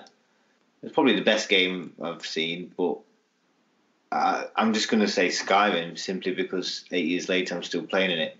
I literally bought a VR headset 4 months ago. I bought an Index because it's got a high resolution and it's more. You've got an Index? Yeah. Jeez, man, you're too I much bought money. an Index. I bought a brand new 9700K processor. I've got a 2080. You played Skyrim on it. Do you know why? Because I want to play Skyrim in VR with as many mods as possible. Oh, that's unbelievable. That's dedication, mate, that is. And it's all right because I get to play every other game. Well, but it's overkill. But it isn't for VR. Like, I still think to myself, like, is there anything else I can do to improve it? Like, I can't past 150. I want it to 300%. I need another graphics card to come out. But for me, Skyrim just was everything I'd ever wanted in a computer game. And for all its massive faults, for me, that's definitely the best game of the decade. And it came out quite early on it. But from a longevity perspective, like we're saying you never go back to Odyssey and Breath of the Wild, but I've always gone back to Skyrim. Yeah, it's just fair comment. A lie. Yeah. And if you're going to take kind of thing away, then I'd say one of the big surprises, the game I enjoyed more than anything else, was Resident Evil 2 Remake, which just caught me by surprise, and it was just amazing. It's good. Polished beyond belief, and just really good. I had about 25 hours of absolute fun. Yeah, I'm about halfway through, but I just haven't got back onto it because. Maybe not. No. I don't know. There's just something about Capcom games that I find difficult to get on with as well. Really? Yeah, I don't know what it is. Maybe I just don't get the Japanese sensibilities, but I don't know. I can appreciate that the remake of Resi 2 is really good, but I don't know. There's just nothing making me want to play it. Yeah, or finish it. But it's definitely that, isn't it? That's definitely your personal preference, but can still stand the craft. I think that's with all works of life. So what's your game of the decade then, if you can, or at least just your short list? I don't know. It's difficult to say. The games that I've had the most fun with are the more recent games, like God of War. I had a blast playing the latest God of War. I really did, and the latest Spider-Man as well. Those are people who said that latest Spider-Man is awesome. Yeah. Where did that come from? Like, it's a it's a good surprise, but I want to try it out as well. It's true. It is awesome. It absolutely nails like the feel of the old. Was it the old PlayStation 2 game? And it's just really fun, and it goes on for a long while. So there's a good, sense of story to it as well. But I've enjoyed games like I really like BioShock, and it's a bit controversial to say, but I actually enjoyed BioShock Infinite more than I enjoyed like 1 and 2. Agreed. So yeah, definitely. Infinite was a phenomenal game in my opinion. yeah, but a lot of people shit on that one for some reason. I don't know why. Really? Yeah, I feel like people. I think. Let me tell you a story, guys. BioShock Tell you a story. Phenomenal. I replayed it last year. Absolutely brilliant. What's up, sorry, Sam? Yeah. Sorry, I was just going to say a little story. I bought a PS3 off a certain somebody. Does this story get any better? It does. BioShock is still stuck in it because I brought the PS3 from a crook. Unscrew it. Take it out. I'm looking at it now. Yeah, isn't there a pin on that you can just kind of put a screwdriver in there? You know what you should do, Stan? You should just soft mod that PS3, put your Mega Drive and SNES games on it, and just have a nice time. Well, how about you do it for me? Because you're the crook that sold it to me. What? You still got that PS3? Yeah, he's got BioShock stuck in it. Played it for like 10 minutes. Well, I've never owned BioShock for the PS3. Crook, man. No, I had the game. I'm like, Oh well, dodgy game. The game is brilliant. Bring it round. I'll sort it out. Wasn't you? I will do. You crook. How much did I sell it to you for? I can't Crooked even remember doing it. I don't know. A tenner or something. Nah, I can't remember. Yeah, that was my experience of BioShock, mate. We should play BioShock. It's brilliant. BioShock Infinite. Wow, I loved every moment of that game. Artistically speaking, you've upset me now. I've got a PS3 upstairs if you want it. You can have it. It's on. That's all right. I'm over it. I'm over it, mate. No, it doesn't sound like you're over it. I'm over it. I'm going to bring this up, but I'm over it. Go on. Here's your best game at decade.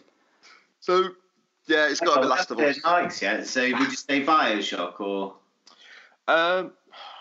I mean, you kind of just listing out loud, but is there anything else which really stands out, which you just go, that's it? Do you know what? I'm probably going to have to go with The Witcher. Witcher 3? Yeah. One of the best games ever, in my opinion. Yeah, that's probably my favourite game of the last 10 years.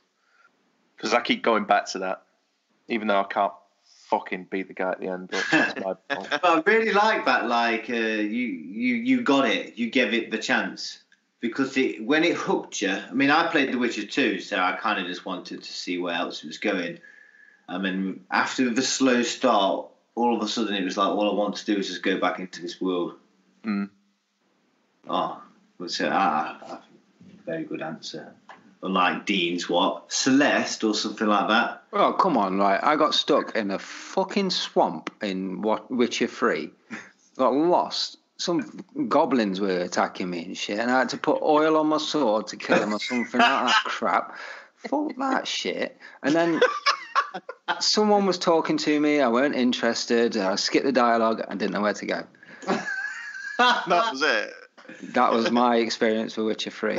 But it's a game that's got tits in it, Dean, so I thought you would have been all over that. I was looking for the tits, Mike. I was looking for the sex on the back of the unicorn. I was looking for the tits. Didn't happen. You were so busy with goblins. Nudity, but you just wasn't listening to anyone. Where's the tits, lads? Come on. Show me the women. I can't. No, I just. Bob would put essential oils on your sword. To lube my sword up for these goblins. You know what I mean?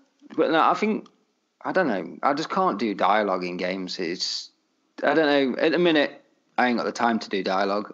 But before that, I just never got any interest in it.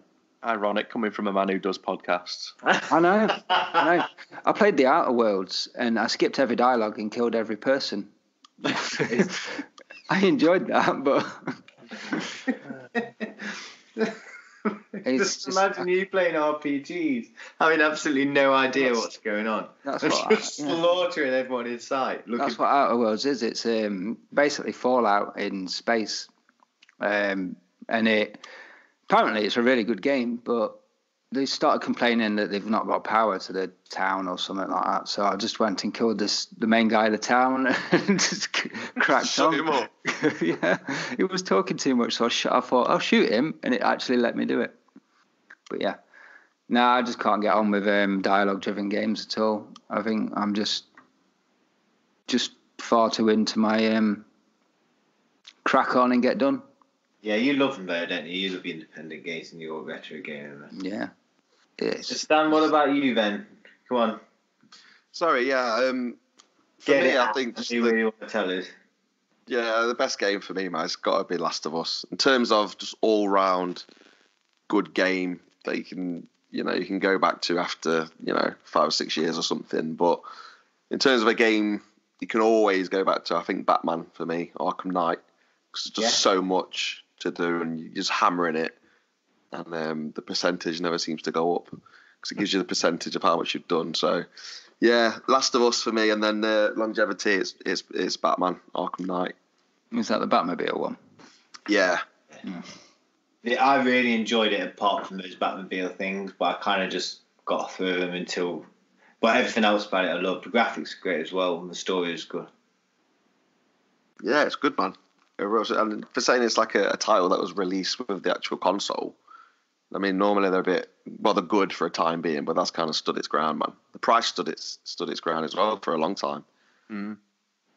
Yeah, I really enjoyed the Arkham series. But I think they've got the crucial thing right there. It makes you feel like Batman every second that you're in that game. Yeah. Yes. 100%. The first time I got to the top of a lamppost or something, and then hung down that wire, and then just picked him up when they walked underneath me. Yeah. Like, I was like, oh my god, that for me or anything else in the game made me feel like Batman. Yeah. Yeah. You know what game I enjoyed last decade? I'm going to really surprise everybody here. I really enjoyed. I've never finished it, but Persona 5.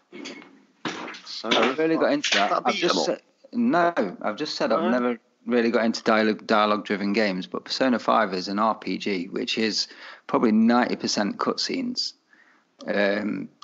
I just really got into it. It's a Japanese RPG, very stylistic.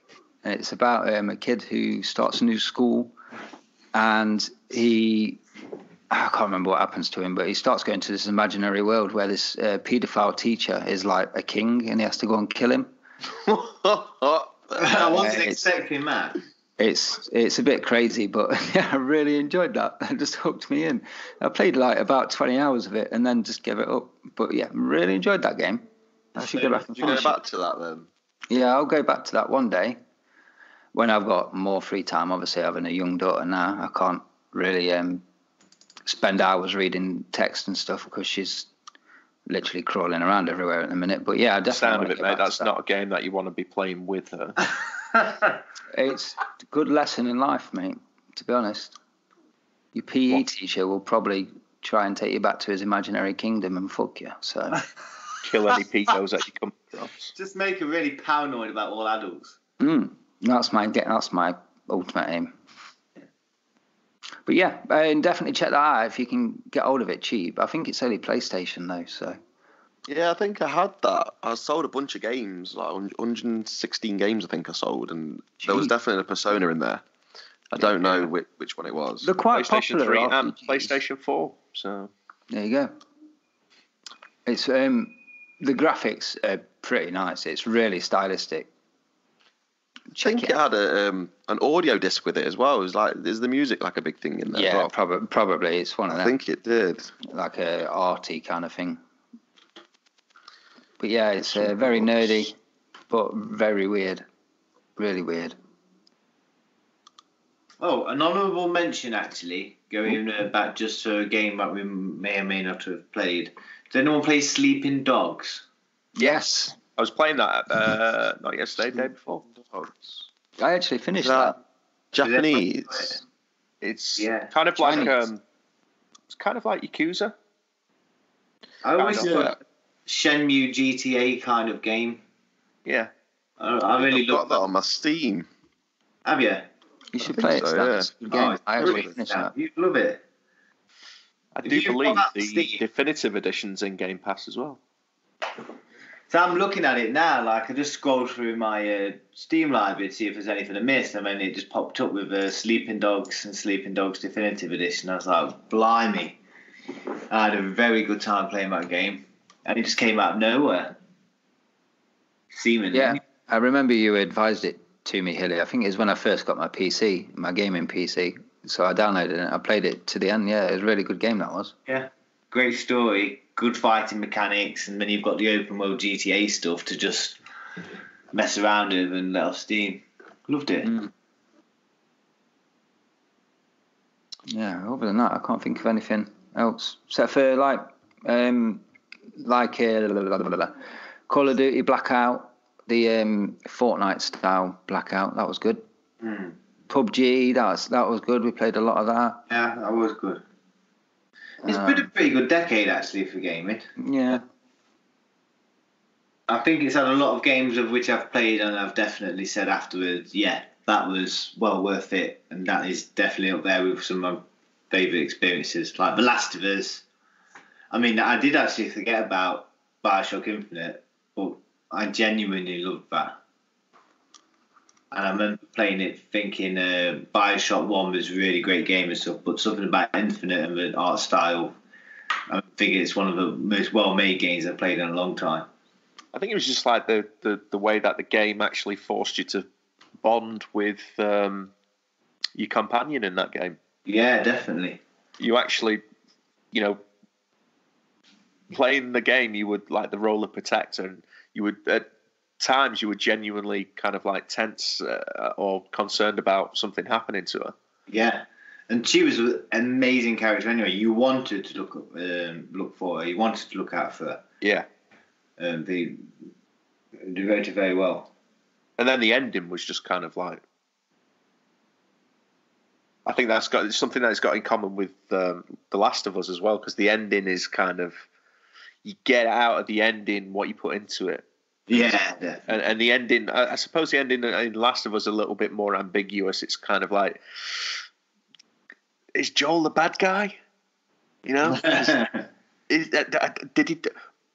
Yeah, he's done the wrong thing. But if I was in his position, I would have done the same thing. I can understand completely why he did it. Whereas the kind of ending of Bioshock Infinite was kind of a little bit more ambiguous. It was just made you think a little bit more. Made you think about everything you just played through. Yeah, which was good. It is what it is. But the entire game was definitely different to almost anything else you play, especially stylistically speaking. Yeah, I mean the Bioshock games have always kind of played with that idea of you as the gamer doing as you're told kind of thing, and where that can actually lead you to. And I think that's what made Infinite interesting. It was kind of like it was the logical conclusion of kind of like, you're being told to do this, and what are the reasons why you're doing this, and look at the impact it can have on someone who's, you're charged with protecting. Yeah, it really played with cause and consequence, which a lot of stuff. The Witcher does that well as well. But it never gives you. It rarely gives you an immediate consequence, but that consequence will happen. Yeah, and there's no way around it. You just got to fucking deal with it. Yeah, really. And you're like, oh fuck, why did I do that? Oh, the amount of times I've done that. So yeah, it's been a good decade for gaming, in my opinion. I don't know what to expect from the next decade or where gaming's ending up. Well, I don't know if there's going to be too much of an oversaturation of certain games, or if games have become too big and have just become more, grey and gloopy and stuff, or if there's going to be any more creativity. I don't know. But I remember thinking that at the end of the last decade, our game's just going to be too corporate. That was the word I'm looking for. Yeah. And actually, a lot of really good games came out. So, fingers crossed. I think the only worrying trend, aside from microtransactions, that I had for the last 10 years is there was a lot of let's take a game that was out on the last gen and port it over onto the current gen and get these saps to pay for it again. There was a lot of that, and that kind of pissed me off at times. And I'm worried that games now are going to move over onto a more subscription-based kind of model. So if you want to continue playing the game, we're not going to do DLC anymore, but it's going to go more to the season pass kind of things. Or if you want to play this game, you've got to pay, like Fallout 76, you've got to pay a £100 annual subscription fee. And like Final Fantasy VII Remake, the fucking first part of that is literally the first 2 hours of the original game. Yeah. How many parts are going to be to that game? Yeah, that's the worrying fucking thing. Yeah. And the thing, the choice you have to make as a fan and a consumer as well is like, okay, they've told me they're going to do it this way. I don't actually want it done this way, but I want to play the game. So do I actually give them the money or not? And I guarantee most people will, because they're really excited. But it seems like you've got no choice. When really you could say to them, just take your time, release it all at once, and I'll happily hand over my money. But it's going to drive consumers two ways. It's either going to drive them to piracy, or it's going to drive them away from the games that they want to play. Because there's going to be just too much at some point. There's going to be an oversaturation, and you're just not going to have the time to play all these. I mean, you guys have already said it tonight. At some point, I'm lucky in a way. I don't have a family. I don't have kids that are dependent on me or anything like that. So I'm relatively free with my spare time. So if I want to play a game, I can just say I'm playing that game tonight and tomorrow and for however long. Whereas you guys, doesn't sound like you always have that luxury. So, well, I haven't got kids at the minute, but I intend to have them. But I still don't have the time to really play games. Yeah, I'd like to have. So I do very much think, is this game worth listening to the end now? Yeah, genuinely got to that point of. You're gonna have to be more selective with what you actually play because of the time that is involved to actually play it. Which is basically how I feel about this generation, personally. Oh, in general? Yeah, a game's too big. Just give me a 6 to 10 hour experience and I'll be more than happy. I don't want to pay 30 hours worth of gaming at all. I ain't got the time for that. Even before I had my daughter, I ain't got the time. I get probably half an hour to an hour a night, and I ain't got time to put 30 hours into one game. That was one of the things that, for as good as the game was with Red Dead Redemption 2, that was one of the things I found most frustrating was getting from A to B, because the map is so vast and you don't have your fist of 5,000 like you do in GTA. You just have a fucking horse. And, there's no shortcuts. The fast travel is more of a pain than what it should be to use. So you end off having to, gallop from A to B on that. And, you could be just fucking on horseback for 5 to 10 minutes. And yeah, the vistas are beautiful. The game itself is absolutely fantastic to look at. And, there's picturesque places you can just go and hang out and explore and all this kind of stuff. But if you just wanted to play through the story, it makes you jump through so many time hoops just to actually progress and actually, get through the story, that it's an investment in time. And for some people, it's just not feasible to do. And that's the choices we're going to have to make very soon is which of these giant games are we going to play, because you can't play more anymore. And I did the same thing with Star Citizen. I had a look at it and I thought, that would be about 5 years ago. I thought, well, this sounds ambitious. This sounds interesting. And then the more I started to look at it, the more I started to realise that people were paying for this game that wasn't even finished and doesn't seem to have a finish date. And they're buying ships for it. How big it is, and people are spending £200 for the shipping it and stuff. And I thought, you know what? I just haven't even got the remotest time to play this at all. What am I going to do? Like Elite Dangerous is the same. You're pretty much playing real time, flying through space. Yeah. I don't want to do I that. bought that, and then I realised that's exactly what that game was, and I was like, oh, Elite. I remember playing Elite back in the day. Yeah, same. And then I loaded it up, and I was like, oh, fuck this noise. No, I'm not doing this. And I uninstalled it, and I haven't gone back onto it. But I paid for that, even though it's gone free now. But I paid for that, and it was kind of like, yeah. And then I was like, oh no, I haven't got time to do this. I'd rather just, throw Call of Duty on, have a shoot for half an hour, and then go and have my tea or something like that. Yeah, because I just realised straight away. Hang on a minute, I've been flying for an hour. I've not gone anywhere. Yeah. I quickly Googled it, and people like that's just how it is. And my friends who play it in VR were saying that they installed other apps so they could watch a film while they fly to a station or a planet. No, don't do I'm like, that. what? If a game is making you watch a film while you're playing the game, then the game's doing something wrong, isn't it? Exactly. I mean, they love it. I mean, like, it's up to them if they like that. But for me, I was like, no way. Like, what's the point of watching a film in a game? Flying in real time to another planet. I was like, no game should ever make you be like a passive passenger while you're playing it. You And just have a black screen as stars are going past. It's like, no, you're doing something wrong there. Yeah. You've got to play that and nothing else, as simple as that. Or just not even work. Just live and leave. Yeah. But then again, someone that we've having this little chat has put 2,700 hours into a fighting game. So Yeah, but Mike, I can 2-in-1 one frame link every time. So yeah, skills. We've all put in thousands of hours into some version of Street. Yeah, one thing to be understood about us three is we are massive Street Fighter nerds. I mean, I want to do a show on Street Fighter because we've all got some stories to tell about it and stuff. It would be quite entertaining because a lot of my Street Fighter time, I was completely fucked out my face. And I do have some good stories to share about that. So, but yeah. I basically spent a lot of time playing Street Fighter because I just couldn't get on with the way gaming was going. I don't really like the way gaming's going.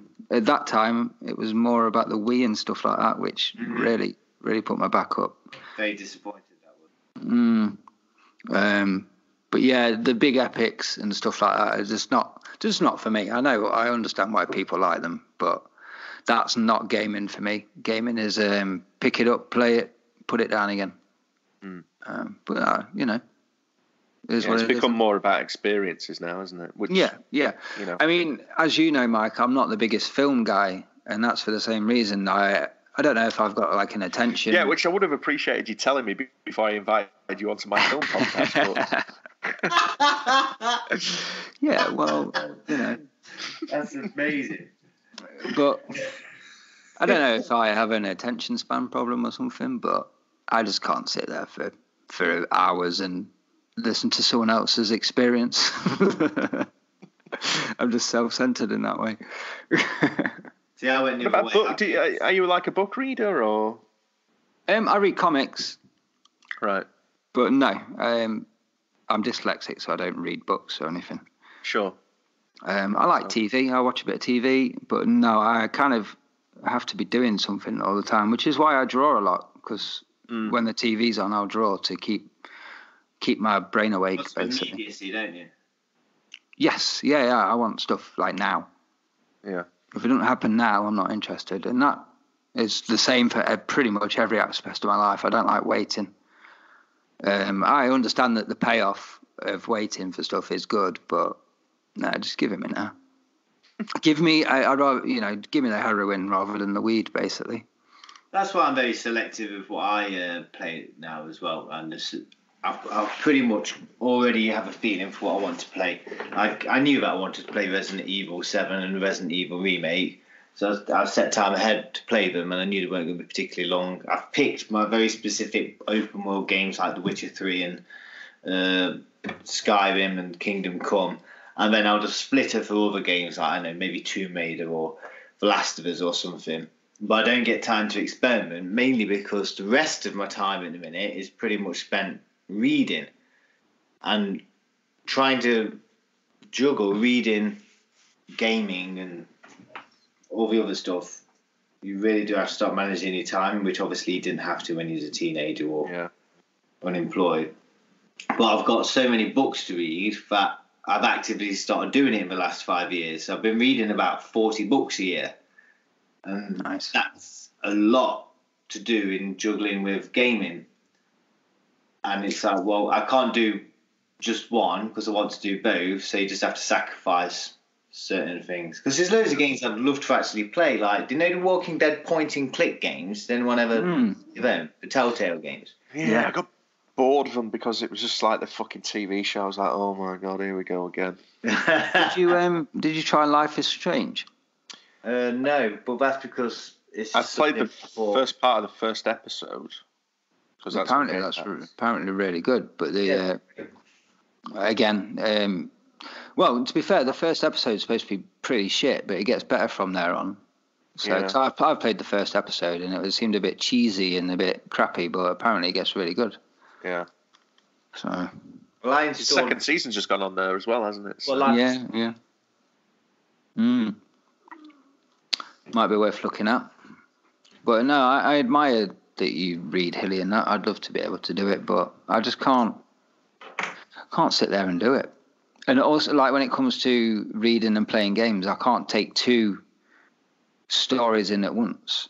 If that makes sense. I can't put a book down and play a game, or vice versa, switch between the both. I have to start and finish. Otherwise, I'll just lose. Like with The Witcher, I lost where I was when I saved it and turned it off and come back to it. That was me done.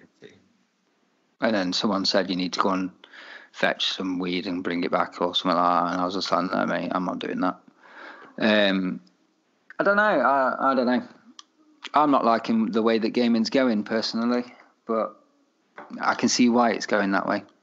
Well, for me, it's not gone as bad as I thought it was going to go 10 years ago. So I've still got quite a bit of hope. But it's a shame that, like, one of my favourite franchises is just dead. As in The Witcher, that's it, it's done. You're not doing any more?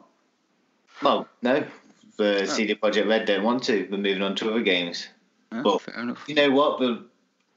They might ruin it if they did another one. So, The Elder Scrolls, Lord knows what the next one's going to be like. Could be a massive disaster. I'm not sure. Cyberpunk looks pretty good. I haven't looked at a lot of it, but I trust that developer, so I'll probably buy it. The only thing that's putting me off is that it's first person as opposed to third person. I think it would have. What is it? Is it first person? Yeah.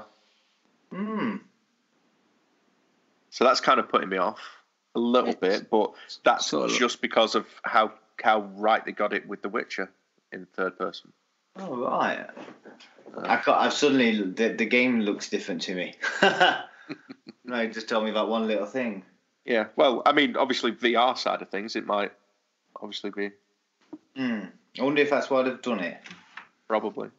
The same with that Half-Life Alex. Yeah, that's. They're saying, like, obviously that's not the next Half-Life, but I think that's due to limitations to the VR, isn't it? Yeah, it's still like too much processing power, but it's getting better. The fact that you can run Skyrim properly is actually a pretty good achievement, in my opinion. But it's a long way off proper. See, I hope that I like VR. When I played at Brady's house, when we put was it Project Cars that you put on for me? Yeah, I sat there with the steering wheel. That was amazing. One of the best things I've ever done. But I kind of hope that VR doesn't take over, because it isolates you when you're playing. Do you know what I mean? And that's not for me. I'd rather kick back with my feet up than. Yeah, it's a novelty for me. I actually hope that they don't. I hope VR doesn't influence the decisions of whether or not to make a game first or third person. Yeah, exactly. Yeah. I think the barrier for that at the moment is obviously the startup cost to get into VR equipment wise, and once that, I mean, it's already started coming down with the Oculus Go, I mean, I've just seen the Oculus Go is going for like 140 quid. I know that's obviously, nowhere near as sophisticated as like even just the normal Oculus or the Vive or what you've got with the Index there, but it's an indication of they can get it down to 140 quid. Yeah. You know what I mean? That's pretty cheap, actually, that. Yeah, and obviously once the price point for the better VR headsets start coming down and become a less of a barrier, or even if they get integrated in the next generation, or not the next generation, but the next generation beyond the next generation of consoles, I can see that being the thing. That's how they're going to get people into the VR thing, and then that's where it's going to start dictating the actual what games are going to be coming once. Yeah, and to be fair, that isn't where I want to see the industry go. I fully admit I like VR, but it is because it's a completely separate thing that I can currently afford while I haven't got responsibilities. Yeah. But it is an effort to go into it. I think that's where the industry want to take it, though, regardless of how we feel about it. That seems to be the trend as to where they want to take it. I mean, they do want us in the Oasis. Yeah, I think in a couple of generations we'll be jacking in. Yeah. Personally. Yeah, that's bad, and I personally don't want to do it. I've already decided that like once I've done the Skyrim, I might even just sell VR. But then that raises like scary metaphysical questions as to, are humans going to integrate with technology at some point? Or are we already living in a simulation and we just can't Here we go. I think we're already there. It's the post-humanism stuff, isn't it? Yeah. That they really, really want, which I'm sure Stan's got a lot of opinions on as well. But we have to be very careful with the use of technology instead of just being like, this is cool. We're at that time now where we have to make the decisions to use it for what it is. It's technology. Don't integrate. And virtual reality, like I talk about this with Russian all the time as well, Chloe. I actually love it, but when I go in it, I do see that picture. Do you know that Mark Zuckerberg picture where he's walking down the aisle and everyone's got VR on and he's got that shit-eating grin?